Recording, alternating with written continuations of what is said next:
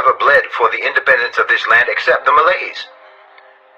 So you can't blame them for suspecting that they might be the only people who ever would bleed for the independence of this land if it was ever threatened, because they're the only ones who ever did bleed. Now, they bled for the independence of this land. They achieved the independence of this land. They freed themselves from the British Empire, and then they adopted the people whom the British Empire left behind.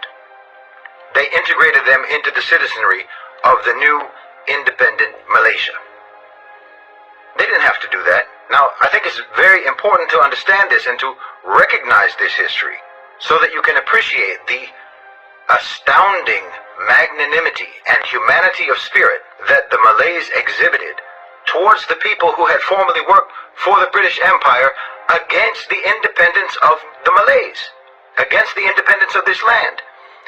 They integrated those people into the citizenry, they gave them full citizenship, and they made Malaysia, and now they're all brothers and sisters. They're all fellow citizens in the same one Malaysia.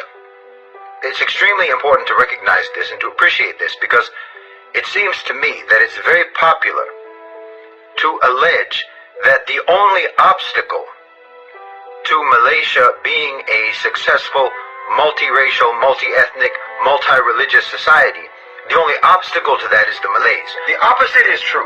You can't level that charge against the Malays. There is a multiracial society in Malaysia because of the Malays.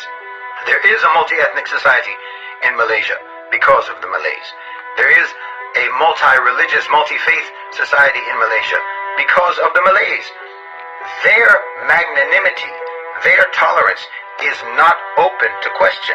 You have to recognize that history to appreciate and understand that no one is more serious about having a multiracial, multi-ethnic, and multi-religious society. No one is more serious about that than the Malays, because it didn't have to be that way. They didn't have to do that. They could have treated the people that were left behind by the British Empire as persona non grata, but they didn't. And you need to understand that the Malays are proud of that, because those are beliefs that come from Islam. That's a value system that comes from Islam. This is something that the Malays are proud of, that the Muslims are proud of. We can, in Islam, have multiple belief systems operating peacefully amongst each other, multiracial groups. You understand? So it doesn't make any sense for anyone to oppose Islam being the official religion of the state of Malaysia in the Constitution, because it's on that basis, it's because of that value system that you have a multiracial, multi-ethnic, and multi-religious society. You have to appreciate it.